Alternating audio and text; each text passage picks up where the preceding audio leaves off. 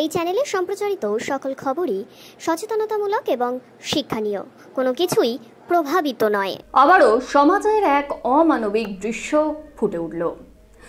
ঋণের টাকা দিতে না পারায় অন্তঃসত্ত্বা স্ত্রীর পেটে লাথি, এমনই এক চিত্র কিন্তু উঠে আসছে বীরনগর পৌরসভার 1 নম্বর ওয়ার্ডের চণ্ডীতলা এলাকা থেকে।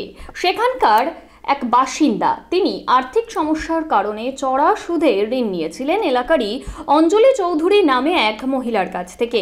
প্রতি মাসে সময় মতো ঋণ পরিশোধ করতে পারলেও সাময়িক সমস্যার জন্য ঋণের টাকা দিতে না পারায় বাড়ি চড়াও ও অঞ্জলি চৌধুরীর ছেলে এবং অঞ্জলি চৌধুরী মিলে সেই রাজেশ সরকার নামক ব্যক্তির 5 মাসের অন্তঃসত্ত্বা স্ত্রীকে অকথ্য ভাষায় গালিগালাজ থেকে শুরু করে তার উপর শারীরিক অত্যাচার এবং পেটে লাথি মারার মতন এক দুর্বিষহ ঘটনা কিন্তু ঘটিয়েছে। দেখাবো সেই ছবি। ব্যবসা করছেন তিনি অনেক দিন ধরেই করছে উনি ব্যবসা। অনেক মানুষের সাথে এরকম খারাপ ব্যবহার করে। দিঘির পারে একটা মেয়ে মরেই গেল গলায় দড়ি দিয়ে। খালের পারেও একটা ফ্যামিলির সাথে এরকম ব্যবহার করেছে। আমার ভাইয়ের সাথেও এরকম ব্যবহার হয়েছে। মানে এই এলাকা জুড়েই কি তিনি ব্যবসা করেন? এই এলাকা কেন, আরো অনেক দূর দূর ব্যবসা আছে ওনার। শুধু এই সুদেরই ব্যবসা করেন? সুদেরই ব্যবসা। কোনো লাইসেন্স আছে? সেটা বলতে পারবো না আমরা। তাহলে প্রশাসন কেন দেখছেন? এর আগেও তো অভিযোগ হয়েছিল। সেটা বলতে পারবো না, কিন্তু এই মহিলা এরকমই করে। এখন কি চাইছেন আপনারা? আমরা চাই ন্যায্য বিচার হোক, জানে এরকম করে আর কারোর জীবন না যায়। রাত 11:30টার সময় মানুষজন সব ঘুমিয়ে পড়েছে, তখন এসে বাড়ির পরে এসে এম করে মেরে থেকে গেল একটা প্রেগনেন্ট মহিলাকে। এটা কি ধরনের মানুষ? সেও তো একটা মেয়ে মানুষ, এটা তো একেও তো মেরে ফেলতো। আমরা তো জানিই না, আমরা তো ঘুমাচ্ছি। রাত 11:30 বাজে, তখন আমাদের অনেক রাত। কখন জানতে পারলেন? আমরা পুরো শেষ হয়ে গেছে, তারপরে এসেছি। এই পাশের বাড়ি থেকে এরা সব বেরিয়ে এসছে, এরা এসে সব বলেছে। যদি কেউ না আসতো তাহলে তো মারা যেত। মেরাই তো বলতে মেরে থেকে গেল। সকালবেলা আমরা কিছু সকালবেলাতে এসে তো আমরা কেউ আমরা জানতেই পারতাম না কে মেরে থেকে গেল। আমরা কোন জানি না এসব করছে। অন্তঃসত্ত্বার মহিলার পেটেও লাথি মারলো? হ্যাঁ, ওকে হসপিটালে বসে এখন অসুস্থ, সে তার মার বাড়িতে আছে। কে দেখবে তাকে? তার দেখার মতন সেরকম এখন সবাই অসুস্থ। থানায় লিখিত অভিযোগ হয়েছে, গ্রেফতার করেছে কাউকে? গ্রেফতার খালি ওই ছেলেটাকে তুলেছে, আর ওনার মাকে আর কি বউটাকে তোলেনি। যিনি আসল ব্যবসা করেন তিনি তাকে তোলেননি। কি চাইছেন আপনারা? আমরা চাই ন্যায্য বিচার, যে এরকম মহিলাকে যেন ভালোভাবে যেন শাস্তি দেওয়া হোক, সাজা দেওয়া হোক, যেন এরকম যেন আর কারোর সাথে না হয়। আপনার নাম? আমার নাম চায়না সরকার। আপনি প্রতিবেশী? হ্যাঁ, প্রতিবেশী। ওটা ভয়ঙ্কর পরিস্থিতি। আমি তো একটু দূরে ছিলাম। তবে কি জানতে পেরেছিলেন? আমি জানতে পেরেছি যে আমার ছেলেটাকে ওখানে মারছে, মেরেই ফেলতো।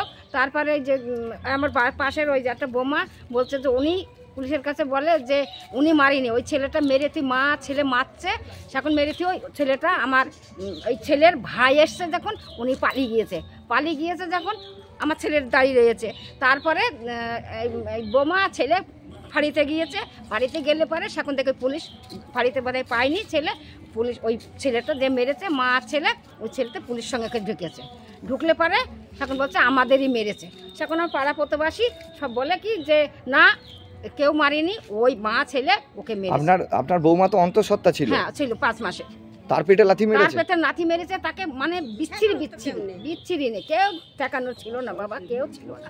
আমার ছেলেও ছিল না। ছেলে তো পরে বোমা বলছে খিস্তা দিচ্ছে, ও বাড়ি আসার পাত্র। কি চাইছেন এখন আপনারা? আপনি সাজা চাচ্ছি, আমি সাজা চাচ্ছি, আর কিছু বলবো না, আমি সাজা চাচ্ছি বাবা। আপনার নাম? আমার নাম কল্যাণী সরকার। রাজেশ কে হয়? রাজেশ আমার দেওরের ছেলে, আমারও ছেলে, দেওরের ছেলে, আমারও ছেলে। মানে আপনি কাকিমা হন? আমি জেঠি হন। আমি যদি থাকতাম বাবা, আমিও তাকে দুধ দাঁড়কে ঠেঙাতাম। আমি পাইনি শোনা, আমি শুনে আশ্রয় আসছি বাবা গো, আমি আশ্রয় আসছি।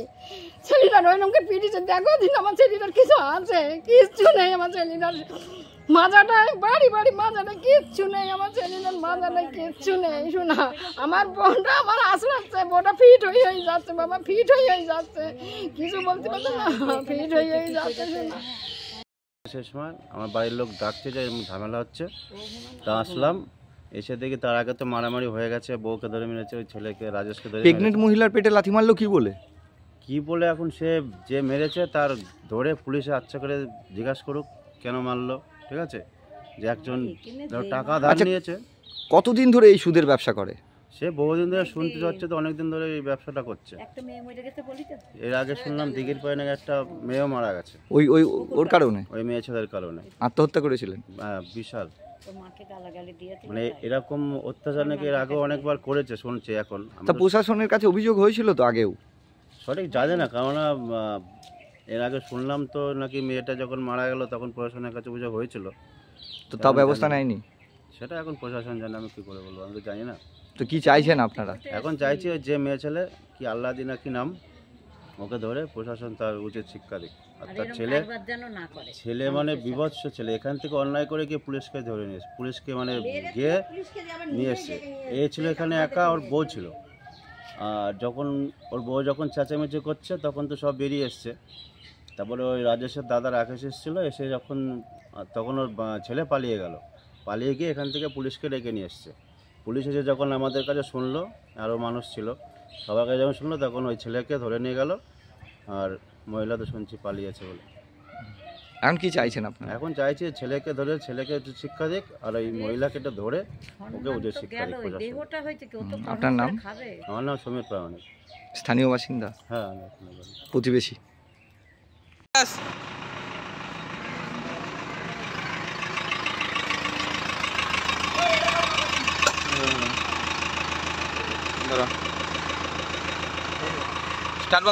স্টার্ট বন্ধ। পুলিশ ধরলো কেন? গেছিলাম চণ্ডীতলা ওখানে। হ্যাঁ, কিসের জন্য? ওখানে গিয়ে তোমার বিরুদ্ধে অভিযোগ গতকাল রাতে তুমি একজন গর্ভবতী মহিলাকে পেটে লাথি দিয়েছো। না, ঝামেলা হয়েছিল, আমি ওই সময় রাস্তায় ছিলাম, ঝামেলার মধ্যে যাইনি। ঝামেলা থেকে ছেড়ে আমি এখানে এসেছি। কি নাম তোমার? আমার নাম করণ চৌধুরী। বাড়ি কোথায় তোমার? বিনগর সর্বকপাল। ঝামেলাটা হয়েছে আমার সাথে, এই যে